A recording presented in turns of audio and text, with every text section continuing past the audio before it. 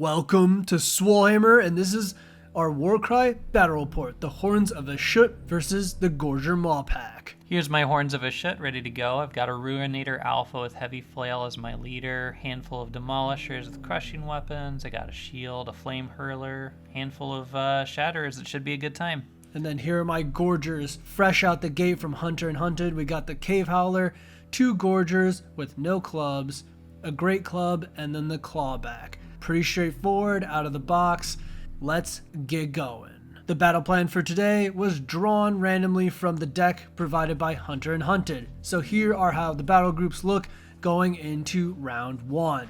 The mission is scored by killing battle groups, and then you get the point value total is as your score.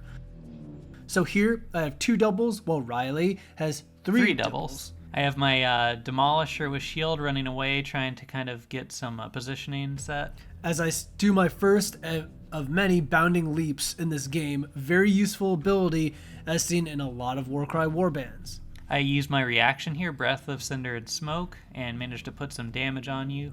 While I do some damage back.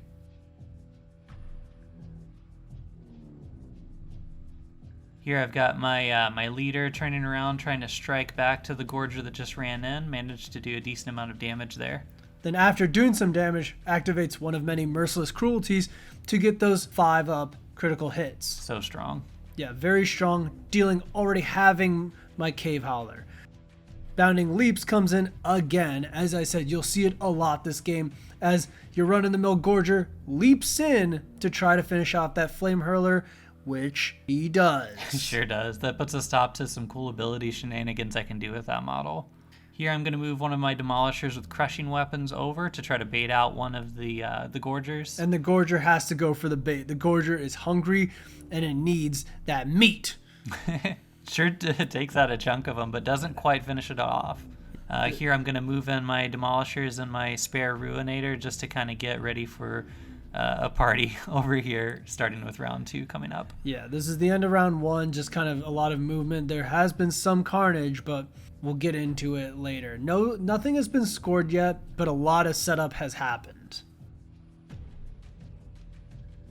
As you can see, the battle groups come in. As I call them, the farmers all come in from one battle group, ready to be able to be flexible in any spot. As my remaining Gorgers, one of which being the leader, leap in. I have 2 doubles, 4 singles. Well, Riley has a quad and a double ready to go. I get initiative. Bounding Leaps again. As I always say, it's a great ability.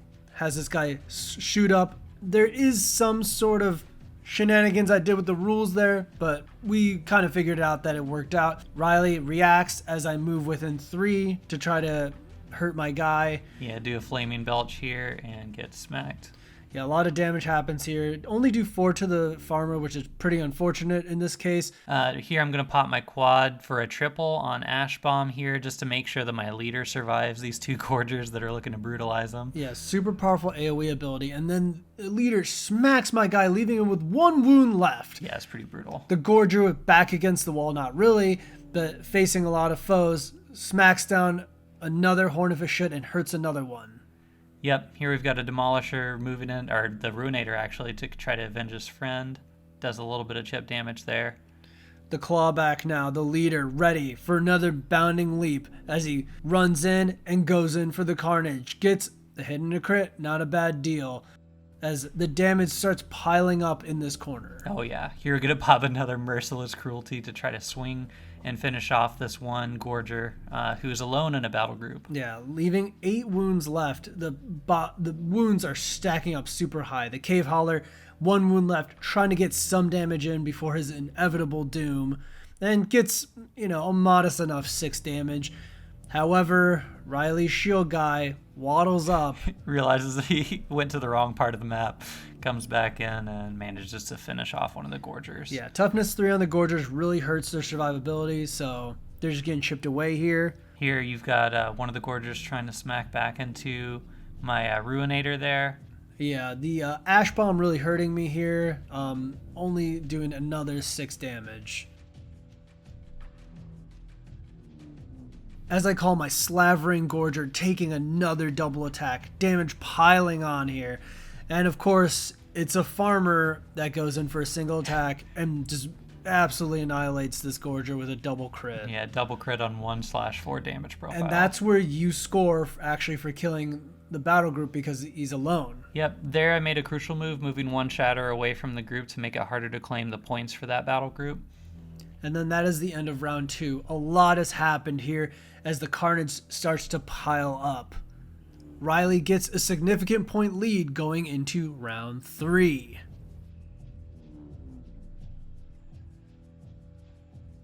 As you can see, I have a triple and a double. Over here, I've got a triple and a double as well. I am not for these shenanigans, and so I take the turn and I go onslaught with the Great Club. Takes a farmer out and 4 damage to another one.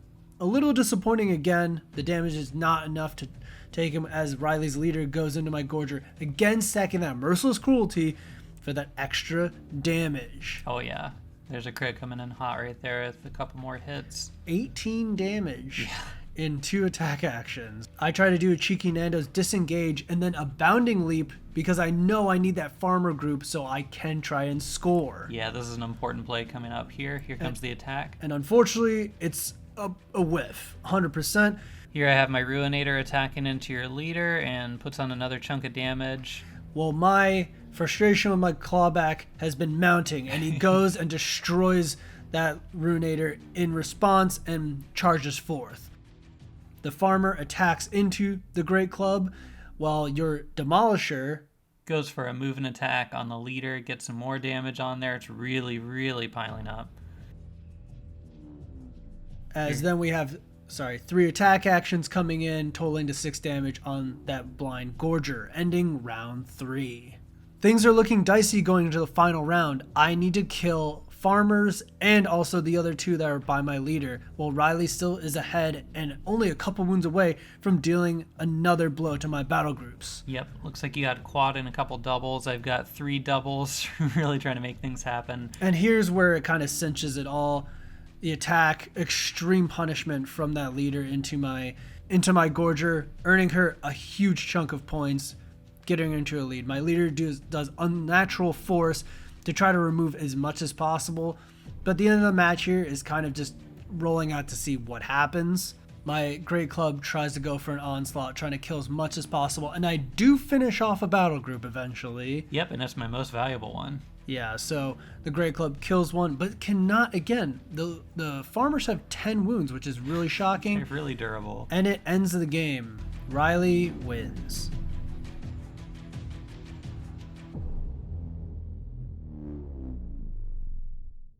Before we get into the post-game talk, I just want to thank Jason and North Coast Games for letting us film this battle report there. If you are in the Cleveland area, they are a great hub for any gaming system. So going into the post game, I did enjoy playing my Gorgers. They were fun to play, super mobile, with bounding leaps being a great ability. And I enjoy having flat 3 damage as like the baseline for this group. Though some things really do kill them. Only the Great Club having range 2 kind of just sucks. And the Great Club does kind of feel like a trap model because you see like a 4-8 profile, but it's on 2 attacks, but you still want to do it. And then also just having toughness 3 feels kind of bad. Your wounds just fly by, as you saw in that battle report. And also with the damage profiles going into Riley's fighters, it was pretty unfavorable because they just had more wounds than I thought they would. And I had some pretty key whiffs, which just made it feel even worse. I mean, tell me what you were thinking, Riley, about your warband. They feel super strong. I think base 2, almost across the board outside of the Shatterers, which are the farmers, is pretty crazy. Even the Shatterers, having 10 wounds, 1/4 damage profiles makes those crits feel super swingy and powerful. And 10 wounds is just a lot for the points that they have. I think it's a bit strange to me that the Gorgers are mostly only 4 strength. It seems like, kind of to echo what you said about their range, they would have 2 range more often and would be closer to like strength 5 with their attacks. You look at them and they look really physically imposing. But then against a lot of my guys, you're hitting on 4s, which is frustrating with the low attacks characteristic. Yeah, I mean, it's definitely interesting because you have a really wide spread of strength. It's like 4 to 6 in the warband. Also, I mean, as we said, the Horns of Hashut abilities are really strong. Like for what they are, it's like you have a ton of bodies, you are fairly resilient, and also have more wounds and interesting abilities. Like Merciless Cruelty is like is super clutch, and I have something exactly that with my Gorgers, but it's like you only can use it on one of your guys as opposed to you can use it on most of your warband, it seems. Yeah, and even though Merciless Cruelty only works for one attack action rather than the whole activation, they do so much damage with the base too that you can usually attack once, set up the 5 damage like requirement to pop it, and then pop it for your second attack action if you're doing a double attack. You can just really get big damage moments with these guys.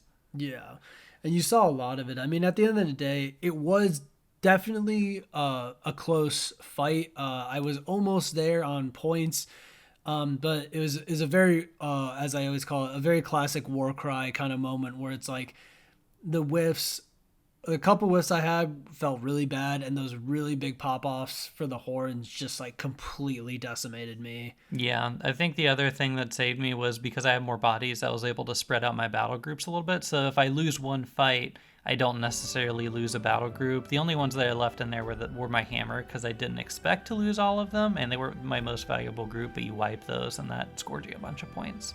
You got the win, and that is like the end of another Warcry Battle Report. It was fun to film, and we're glad to be back at it. Yeah, it was a fun game. It was fun to play the new Swolefam format that we've kind of been talking about lately, and it was a good time, yeah. Yeah, so everyone let us know if you want to see more of these in the future. And as always, this is Rafiq. And Riley. Stay swole.